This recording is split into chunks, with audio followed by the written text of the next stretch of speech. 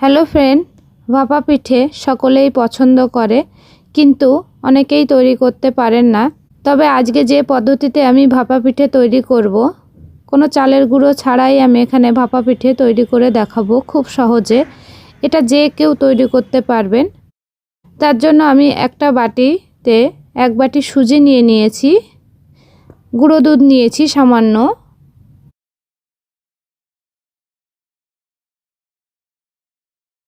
চিনি নিয়েছি সামান্য, নিয়ে এটাকে আমি ভালো করে মেখে নেব। এবার অল্প অল্প জল দিয়ে আমি থকথকে একটা ব্যাটার তৈরি করে নেব। এই পিঠেটা বানানো খুবই সহজ, কিন্তু খেতে খুবই ভালো লাগবে।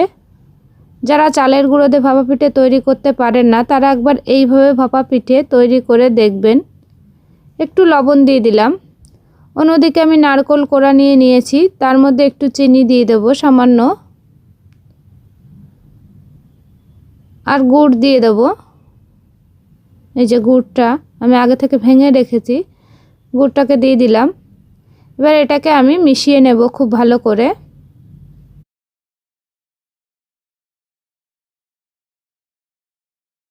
এই যে এদিকে আমার পুরটা রেডি হয়ে গেছে। ভাপা পিঠের ভিতরে যে পুরটা দেওয়া হয়, সেই পুরটা আমার রেডি হয়ে গেছে।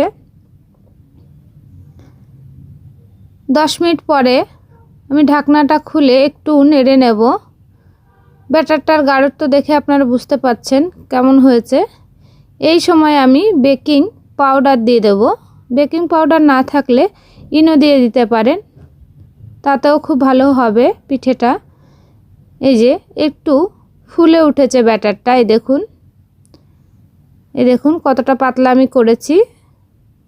এবার একটা বাটিতে আমি একটু ঘি লাগিয়ে নেব। এবার ওই বাটিতেই আমি কিছুটা সুজির ব্যাটার দিয়ে দেব।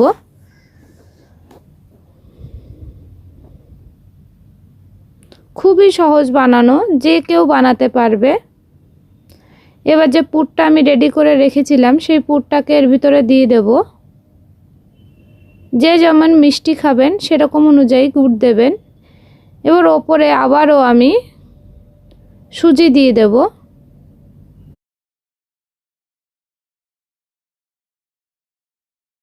এই যে এবার ভাপে আমি বসিয়ে দিলাম। আমি এখানে হাঁড়িতে জল দিয়ে তার উপরে একটা থালা রেখে, ছিদ্রওয়ালা থালা রেখে, তার উপরে বাটিগুলো রেখে আমি আর একটা থালা দিয়ে ঢেকে দেব। ঢেকে 10 মিনিট মতন মিডিয়াম টু লোয়ের দিকে রেখে এটাকে আমি ভাপিয়ে নেব। একটা কাঠি দিয়ে আমি দেখে নিলাম ভেতরটা কাঁচা আছে কিনা। এই দেখুন একদম তুলতুলে নরম পিঠে তৈরি হয়েছে। এই দেখুন, আপনাদের আর একটা আমি দেখাচ্ছি। এই দেখুন, খুবই সুন্দর হয়েছে দেখতে। পিঠেটা খেতে আরও টেস্টি হয়েছে। আপনারা একবার হলেও বাড়িতে তৈরি করে দেখবেন। আর রান্নাটা ভালো লাগলে আমার চ্যানেলটি সাবস্ক্রাইব করবেন, লাইক করবেন, কমেন্ট করবেন। রান্নাটা দেখার জন্য আপনাদের সকলকে অসংখ্য ধন্যবাদ।